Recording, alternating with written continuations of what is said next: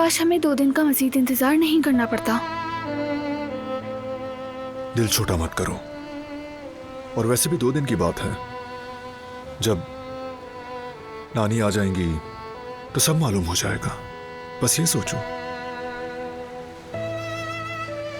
सही कह रहे हो, लेकिन ये वक्त तो गुजर ही नहीं रहा। मेरा दिल बहुत घबरा रहा है बारान। धड़कन तेज सी हो गई है, जैसे वक्त थम गया हो, जैसे कुछ भी मेरी बस में ना हो। पता नहीं अपने दिल को कैसे काबू करूं। ऐसा है तो हम इन 2 दिनों में कुछ और कर लेंगे। अच्छा, क्या करेंगे?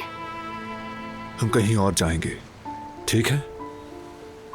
दिल बहल जाएगा। कहाँ जाएंगे हम? नहीं मालूम, तुम बताओगी। कहाँ जाना चाहती हो?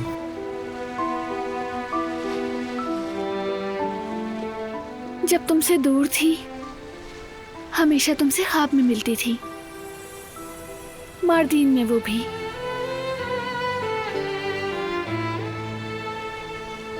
मैं भी यही ख्वाब देखता था। वाकई में? तो फिर मार्दीन चलते हैं।